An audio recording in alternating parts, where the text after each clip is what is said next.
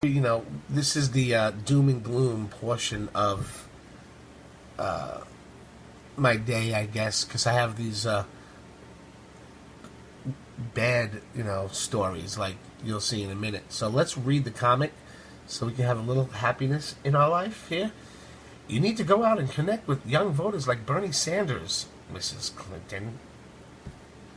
Hello, young persons. May I speak to you for a $675,000 fee? That big old grin. It's the only time she really smiles. All right, now let's get to the stuff that I got like four stories here, and I'm just gonna go through all of them and get them out of the way. 1, 2, 3. Don't know if I should, but I do it. Here I go. 3 thugs try to rape a little girl, but they didn't see Grandpa. It's a good story ending. That's why I'm gonna do it. What could be worse than answering your door late at night to the sight of 3 armed thugs ready to take advantage of your household? Kenneth Bird, 67, experienced a disastrous scenario unfold when when his generosity almost got the best of him. After 3 men came to his doorstep requesting water, claiming to have car trouble, Bird welcomed them into his home, where they then attempted to allegedly rape his 9-year-old granddaughter. Instead of dialing 911, Bird took matters into his own hands by grabbing his firearm and began legally defending his home by firing off shotgun blasts into the attempted rapists. These men were Jamie Lee Fairson, 20, Brandon Carver Steffens, 28, and Jamar Hawkins, 17, via the U.S. Herald. That's where the story's from. After the shootout in the brazen attempt to avoid the wrath of such a heroic grandfather, the 3 thugs subsequently ran off like cowards in the vehicle of the homeowner, adding carjacking to the list of their crimes. Find it weird how they got the car. Anyway. One of the intruders turned up dead from a sustained gunshot wound, and Bird suffered significant physical injuries. Thankfully, Bird is in recovery, and we hope he gets back to full health soon. Show me any left-wing anti-gun advocate who would oppose Bird's Second Amendment privilege in this situation, and I'll show you a fool. The right to bear arms is not some outdated, misinterpreted amendment, but a right for every citizen to protect themselves from the government and anyone who wishes to inflict harm. The incident just further highlights the notion in which a good guy with a gun will counter a bad guy's gun with a gun any day of the week. I think I misread that, but whatever. The Second Amendment is not up for interpretation. It is our constitutional right as American citizens who respect the law. Thankfully, this law-abiding citizens did not fall victim to another instance where a low-life, depraved criminal think they are invincible behind the barrel of a gun. So these guys had guns too. Imagine if the progressive left ever succeeded in overtly strict gun legislation where good people like Kenneth Bird could potentially be denied his right to bear arms and protect his family. Not only did the good guy here protect his family, but was able to limit the long life mental suffering these thugs most certainly would have inflicted on his poor granddaughter. Now imagine the exact situation, but take away Bird's shotgun.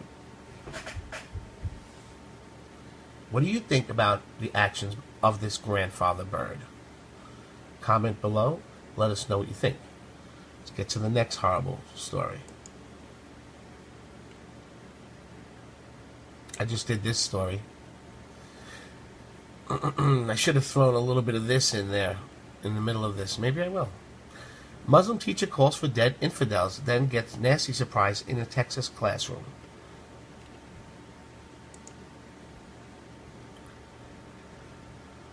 American classrooms are ground zero in the ongoing culture war. Fortunately, the good guy won a small victory in Texas recently. Oh, see? I knew there was a reason why I picked these. They have good endings so far. Nancy Salam, a hijab-wearing teacher who avowedly anti-Israel, was caught using her social media to advocate killing Jews. by Canary Mission, a conservative watchdog group. According to the Canary Mission, Salem's now deactive Twitter account praised Adolf Hitler, joked about the Holocaust, and incited one friend to carry out murder in Israel when she goes there on vacation, I suppose. Via Fox News. Nancy Salam tweets Dictator Hitler at Dictator Hitler. How many Jews died in the Holocaust? Question mark. Not enough. Ha ha ha ha ha ha. Have a safe trip, Lulu. I love you, baby girl. See you in 3 weeks. Kiss the Palestine ground for me. And kill some Jews while you're there. Or better yet, it's kill some Jews with exclamation point, right? Really? If all this weren't bad enough, Salem was a teacher at a children's courtyard at preschool in South Arlington, Texas. How lovely is that, huh? Ah. School officials fired Salem for racist incitement to murder once the inflammatory tweets became known.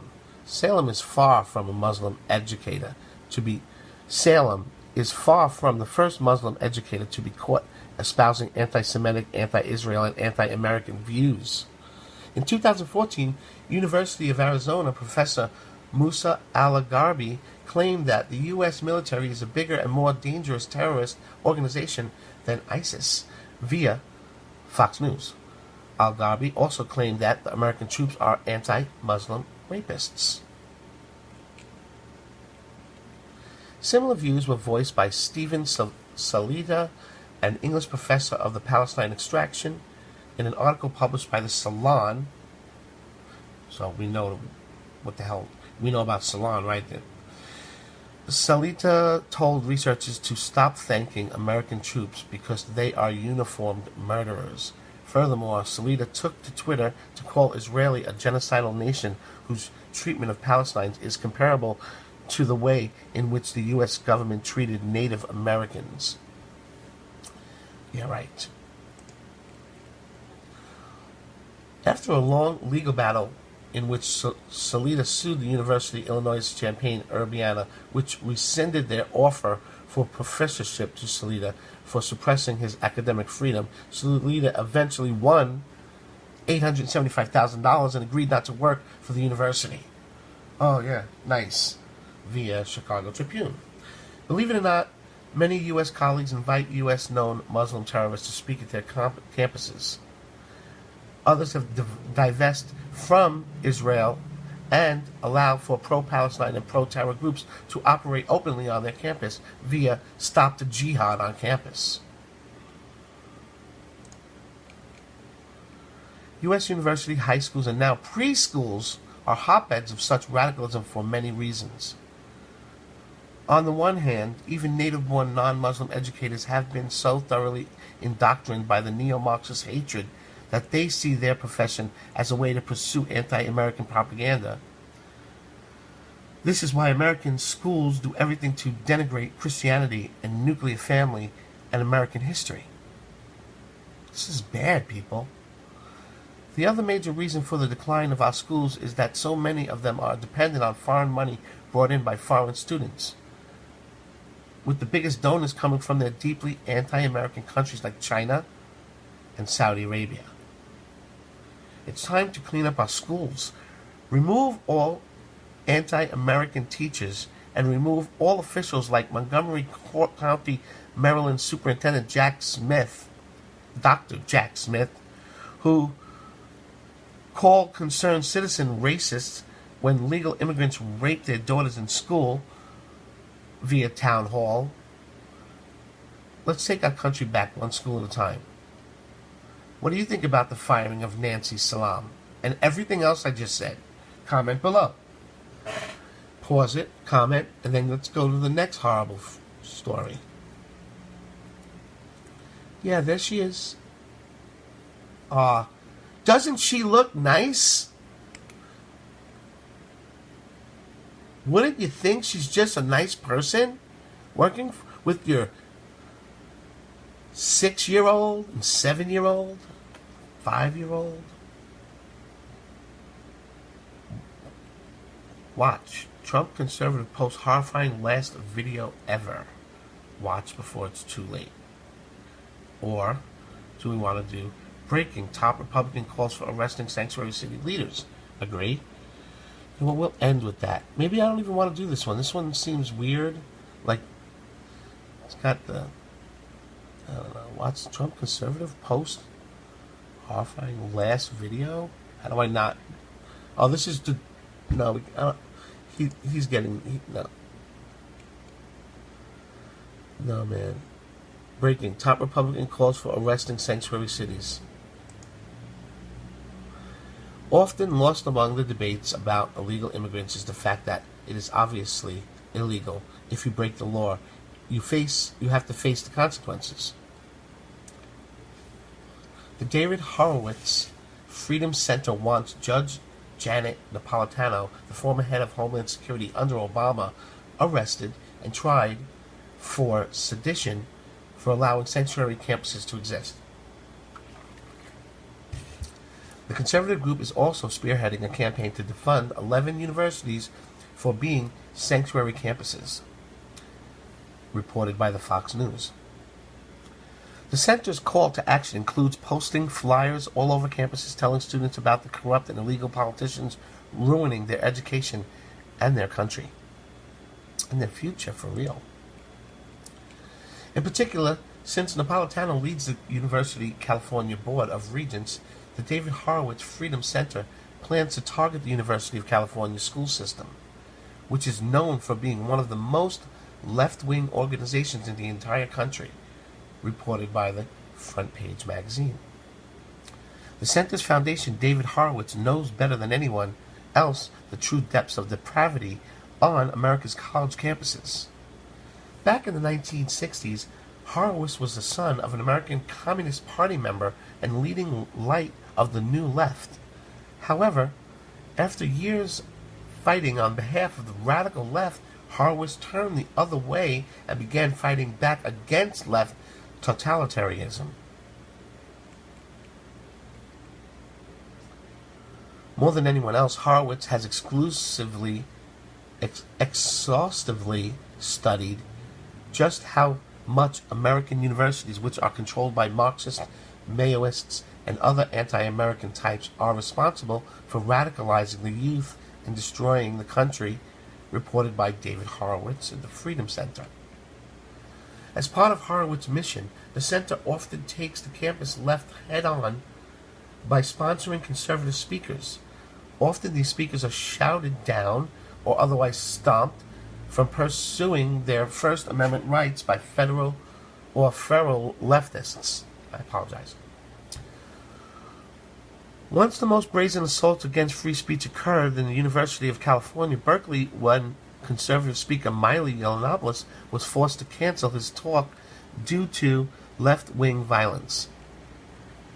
Other cameras rolled mass anarchists physically assaulting unarmed attendees with sticks, mace, and other objects. Some people in MAGA hats were punched to the ground, while one man's life had to be saved by an MMA fighter, Jake Shields. Really? Who castigated the anarchist for jumping one person with multiple attackers via Steve Crowder. All of this happened while campus police did nothing to intervene or stop the violence. Even some liberals opined that the university should be ashamed for allowing such things to happen. Not only should all patriots support the David Horowitz Freedom Center in its pursuit of legal justice, but we should also call on the administration to label Black Bloc anarchists and Black Lives Matter thugs as terrorists. Furthermore, if the rabid left wants to fight, let us become an army of based stickmen. What's that mean? We're not going to let illegals run our country, and nothing and left says or does can change our minds. I don't agree with grabbing a stick and going and fighting people. Because what won is this internet. Reading, sharing, and letting everyone know. That's why Trump's here. Because, if we didn't have this, a lot more people would have just watched the mainstream media and been lied to and went down that road, and it would have been the end, really. So, I don't think, that's what the left is doing. And if maybe I read it wrong. Furthermore, if the rabbit left wants a fight, let us become an army of based stickmen. See, I don't even know what that means. But you know what? I'm not going to let someone hurt us. And we are the ones who support the Second Amendment, after all. So, that was a lot. That's why I put all these nice, terrible stories, I should say, really, in all the, in one video. So we get them out of the way. Because I'm pretty much more about the fun. Not the fun, but not the horrible stuff. I really don't like doing it.